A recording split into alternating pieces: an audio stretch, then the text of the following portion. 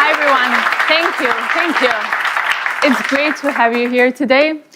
Today, I'm going to talk about three things. That's it. We will start with why it's so important to us to have a product that we can make freely available and broadly available to everyone. And we're always trying to find out ways to reduce friction so everyone can use ChatGPT wherever they are. So today, we'll be releasing the desktop version of ChatGPT and the refreshed UI that makes it simpler to use, much more natural as well. But the big news today is that we are launching our new flagship model, and we are calling it GPT-4o. The special thing about GPT-4o is that it brings GPT-4 level intelligence to everyone, including our free users. We'll be showing some live demos today to show the full extent of the capabilities of our new model, and we'll be rolling them out iteratively over the next few weeks. All right, so let's get started. A very important part of our mission is to be able to make our advanced AI tools available to everyone for free. We think it's very, very important that people have an intuitive feel for what the technology can do. And so we really want to pair it with this broader understanding. And we're always finding ways to reduce that friction. And recently, we made ChatGPT available without the sign-up flow. And today, we're also bringing the desktop app to ChatGPT because we want you to be able to use it wherever you are. As you can see, it's easy, it's simple, it integrates very, very easily in your workflow. Along with it, we have also refreshed the UI. We know that these models get more and more complex, but we want the experience of interaction to actually become more natural, easy, and for you not to focus on the UI at all, but just focus on the collaboration with ChatGPT. And now the big news. Today, we are releasing our newest flagship model. This is GPT-4o.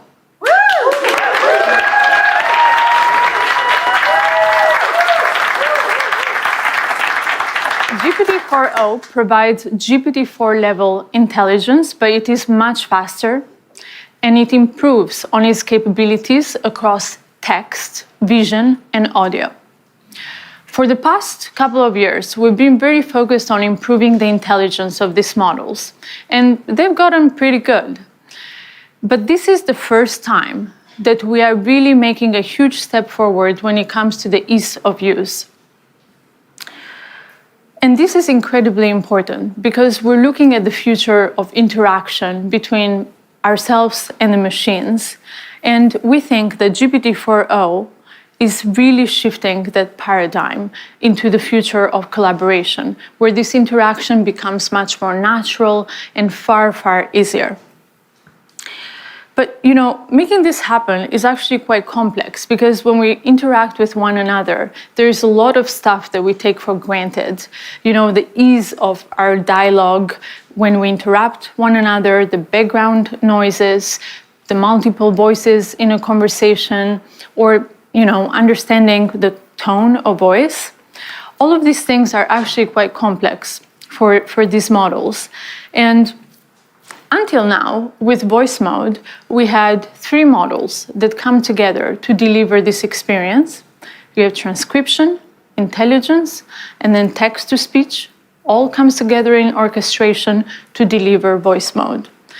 This also brings a lot of latency to the experience, and it really breaks that immersion in the collaboration with ChatGPT. But now, with GPT-4o, this all happens natively. GPT-4o reasons across voice, text, and vision. And with these incredible efficiencies, it also allows us to bring the GPT-4 class intelligence to our free users. This is something that we've been trying to do for many, many months, and we're very, very excited to finally bring GPT-4o to all of our users. Today, we have 100 million people, more than 100 million in fact, they use ChatGPT to create, work, learn. And we have these advanced tools that are only available to our paid users, at least until now. With the efficiencies of 4o, we can bring these tools to everyone. So starting today, you can use GPTs and the GPT store. So far, we've had more than 1 million users create amazing experiences with GPTs. These are custom ChatGPTs for specific use cases. They're available in the store. And now our builders have a much bigger audience where, university professors can create content for their students, or podcasters can create content for their listeners. And you can also use Vision. So now you can upload screenshots, photos, documents containing both text and images, and you can start conversations with ChatGPT about all of this content. You can also use memory, where it makes ChatGPT far more useful and helpful because now it has a sense of continuity across all your conversations. And you can use Browse, where you can search for real-time information in your conversation, and advanced data analysis, where you can upload charts or any information and it will analyze this information, it will give you answers, and so on.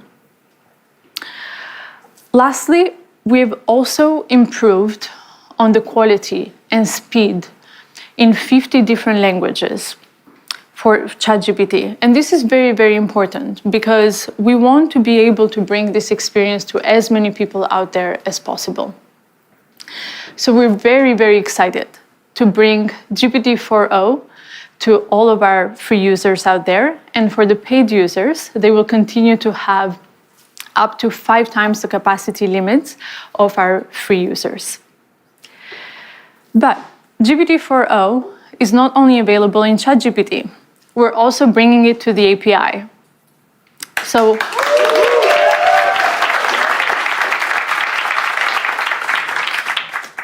our developers can start building today with GPT-4o and making amazing AI applications, deploying them at scale.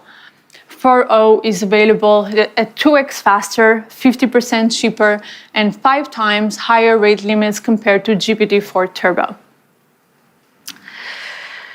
But, as we bring these technologies into the world, it's quite challenging to figure out how to do so in a way that's both useful and also safe.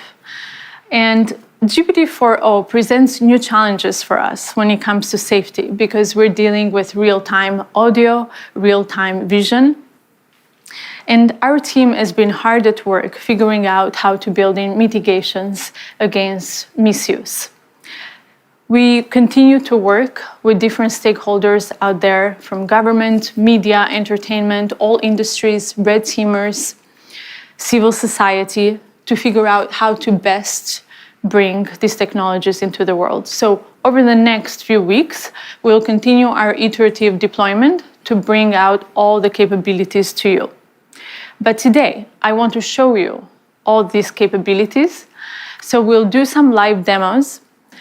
I will bring on 2 of our research leads, Mark Chen and Berit Zov, to join me for the demo.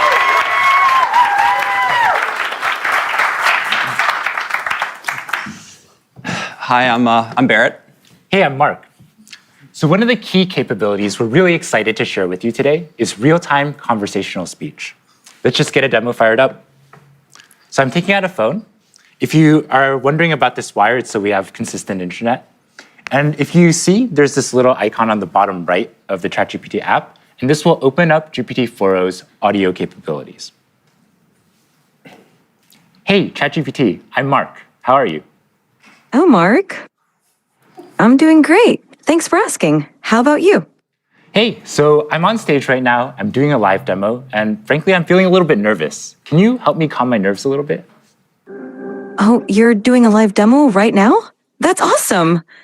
Just take a deep breath. And remember, you're the expert here. I like that suggestion. Let me try a couple deep breaths. Can you give me feedback on my breaths? Okay, here I go. Whoa, slow do a bit there. Mark, you're not a vacuum cleaner. Breathe in for a count of 4. Okay, let me try again. So I'm gonna breathe in deeply, and then breathe out. For 4, and then exhale slowly. Okay, I'll try again. Breathing in, and breathe out. That's it. How do you feel? I feel a lot better. Thank you so much. So Mark, you've been working on these capabilities for a while now. Can you tell us a bit how it's different from voice mode? Right, so if you've used our voice mode experience before, you'll notice a couple key differences. First, you can now interrupt the model. You don't have to wait for it to finish your turn before you can start speaking, and you can just butt in whenever you want.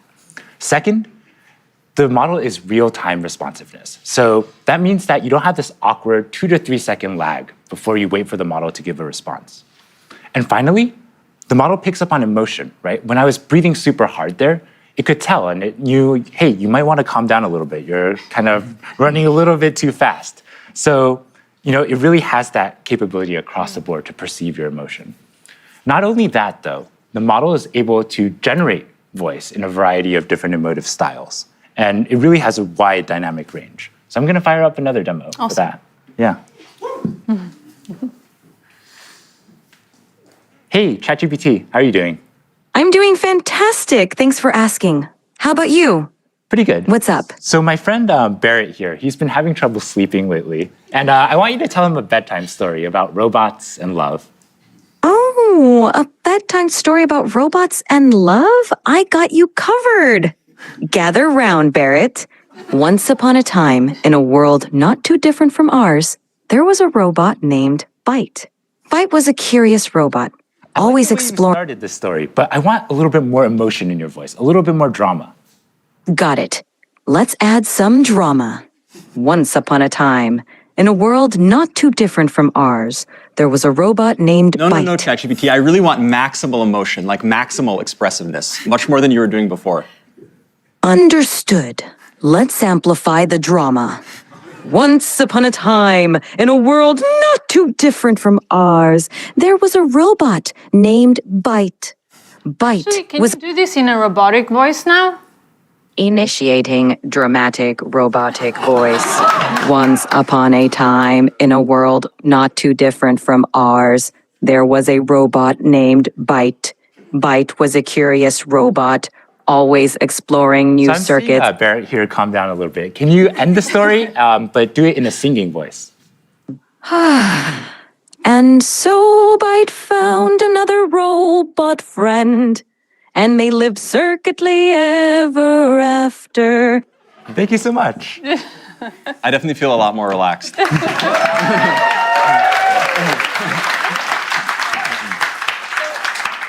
You've just seen the voice capabilities, but we also want to show you the vision capabilities, as the model can also see the whole world around us.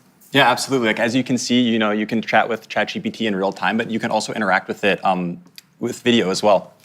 Okay, so let me boot up ChatGPT. Hey, ChatGPT. Hello there. How's it going? It's going really well. Today, I'd really like your help solving a math problem. I'm all ears. What math problem can I help you tackle today? So I'm going to write down a linear equation on a sheet of paper, and I'll show you. And then I'd love your help working me through it. But importantly, don't tell me the solution, just help give me hints along the way. Got it. Oh. Okay, I see it. No, I didn't show you yet. Just give me help along the way. 1 second. Whoops, I got too excited. I'm ready when you are.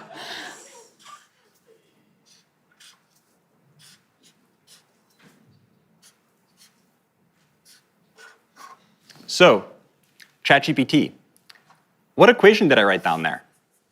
Ah, I see it now. You wrote down 3x plus 1 equals 4. Yep, Let's work- exactly. So what's the first step I should take to try to solve this? The first step is to get all the terms with x on one side and the constants on the other side. So what do you think we should do with that plus 1? Okay, I'm going to try to subtract 1 from both sides, and then I'll see what I get. Great idea. Perfect. Now, what do you get when you subtract 1 from both sides?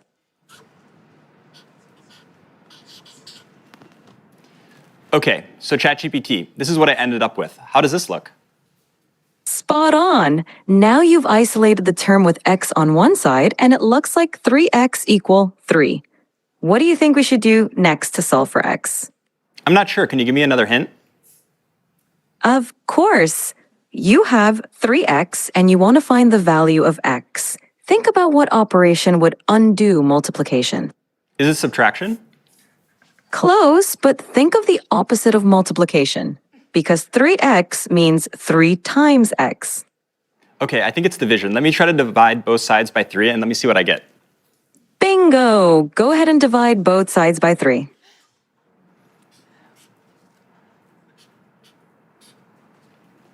Okay, so ChatGPT, this is what I ended up with. How does this look? It looks perfect. You've solved it, and x equals 1. Nicely done. How do you feel about solving linear equations now? Yeah, honestly, I'm not pretty confident I can solve linear equations, but why would you ever need to use this in the real world? I'm really skeptical. That's a fair question. Linear equations pop up in a lot of everyday situations, even if we don't realize it. For example, calculating expenses, planning travel, cooking, and even in business for profit and loss calculations. It's basically a way to solve problems where you need to find an unknown value. Plus, Wow, it's okay. You know, I have a lot of unknown values in my life. I'm totally convinced I'm gonna learn math now. I love that attitude. Math can definitely help solve some of life's mysteries. Whenever you're ready to dive into more math, I'm here for you. Anything else you'd like to tackle today? So ChatGPT, I really love that you taught the value of math to my friend Mark. And I wrote one last thing I'd love if you could take a look at. Of course. I'd love to see what you wrote. Show it to me whenever you're ready. Okay, so this is what I wrote down. What do you see? I see. I love ChatGPT. That's so sweet of you. Yeah, well, I really appreciate all the help. So yeah, as we can see, Wow, that's quite the outfit you've got on. yeah, as we can see, we can chat in real time to ChatGPT, and not only that, we can interact with it with video as well. And I swear, like, if you look at Barrett's GPT history, it's all equations like this. Now that you know you can do linear equations, can you Yes. show us something more complex? I think so. Okay, next let's try something coding related. So let me take out a computer for this. Okay, so I'm gonna open the ChatGPT desktop app, like Mira was talking about before. Okay, and to give a bit of background on what's going on, so here we have a computer, and on the screen we have some code, and then the ChatGPT voice app is on the right. So ChatGPT will be able to hear me, but it can't see anything on the screen. So I'm gonna highlight the code, Command C it, and then that will send it to ChatGPT, and then I'm gonna talk about the code to ChatGPT. Hey ChatGPT. Hey there, how's it going? Yeah, it's going really well. I was wondering if you could help me with a coding problem today. Of course, I'd love to help you out. What's the coding problem you're dealing with? Okay, I'm gonna share with you some code. 1 second. Sure thing, take your time. Okay, so I just shared some code with you. Could you give me a really brief one-sentence description of what's going on in the code? This code fetches daily weather data for a specific location and time period, smooths the temperature data using a rolling average, annotates a significant weather event on the resulting plot, and then displays the plot with the average, minimum, and maximum temperatures over the year. Awesome, thanks so much. And in the code, there's this function foo. Can you describe to me what the plot would look like if I had versus didn't have this function? Sure. The function foo xy takes in a data frame x containing temperature data and a window size y for calculating the rolling mean. It smooths the average temperature, minimum temperature, and maximum temperature columns by applying a rolling mean over the specified window. With the foo function, the plot would show smoother temperature lines because the rolling mean reduces the noise or fluctuations in the data. Awesome. This makes Thanks so much. So yeah, I definitely will want to apply this function. And so I'm going to generate the plot and then show it to you. Give me 1 second. Absolutely. Take your time. I'm excited to see the plot when you're ready. Yeah. So far, ChatGPT has only been able to see the code. And now I'm going to run it, and then I'll use the vision capabilities of the ChatGPT desktop app so it can actually see everything going on the screen as well.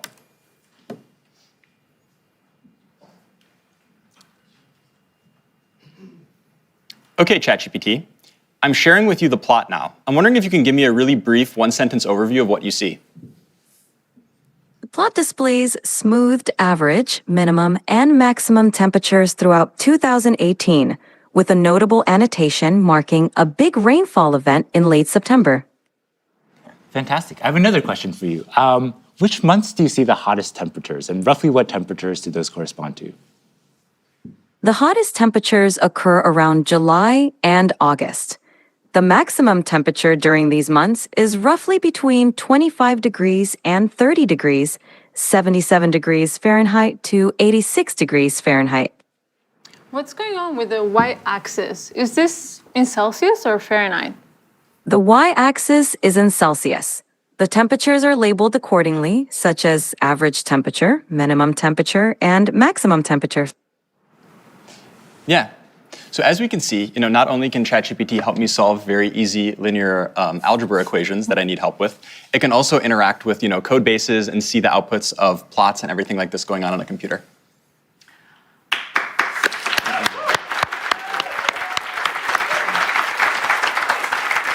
So a few minutes ago, we asked the live audience on X to submit a few requests for what they would like us to try out here. So I will take a couple of prompts. Okay, Bot Gaskar wants to know if GPT-4o is capable of real-time translation. Mark, you want to try this one? Sure, yeah, it? let's do it. All right. Yeah. I speak Italian, so we can just do English, Italian. Let's try to do English-Italian. Sure, let's do it. Hey, ChatGPT, how are you? I'm doing fantastic. Thanks for asking. How about you? How's your day going? I'm doing great. So I would like you to function as a translator. I have a friend here who only speaks Italian, and I only speak English. And every time you hear English, I want you to translate it to Italian. And if you hear Italian, I want you to translate it back to English. Is that good? Perfetto. Mark, io mi chiedo se le balene potessero parlare, cosa ci direbbero? Mike, she wonders if whales could talk, what would they tell us? They might ask, how do we solve linear equations? Potrebbero chiederci come risolviamo le equazioni lineari. Sicuramente sì. Certainly, yes. Great, looks like it works.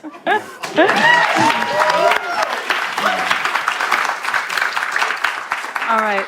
So the next one is from Burrito John 78, who asks, can you tell what you're feeling just by looking at your face?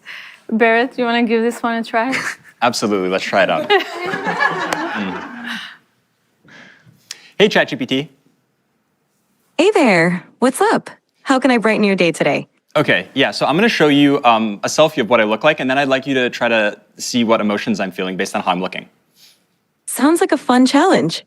Go ahead and show me that selfie, and I'll put my emotional detective hat on. Okay, so here's me. So what kind of emotions do you think I'm feeling? It seems like I'm looking at a picture of a wooden surface. Oh, you know what? That was what- the thing I sent you before. Don't worry, I'm not actually a table. Okay, so take another look. That makes more sense. There we go.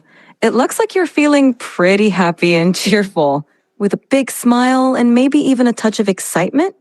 Whatever's going on, it seems like you're in a great mood. Care to share the source of those good vibes? Yeah, no, the reason I'm in a really good mood is because we were doing a presentation showcasing how useful and amazing you are. Oh, stop it. You're making me blush. Amazing. Well, that's it for today on live demos.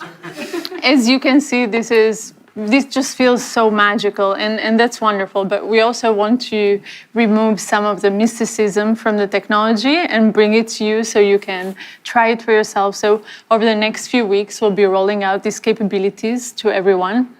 Today has been very much focused on the free users and the new modalities and new products, but we also care a lot about the next frontier. So soon we'll be updating you on our progress towards the next big thing. And before we wrap up, I just want to thank the incredible OpenAI team, and also thanks to Jensen and the NVIDIA team for bringing us the most advanced GPUs to make this demo possible today. And thank you all very, very much for being a part of this today.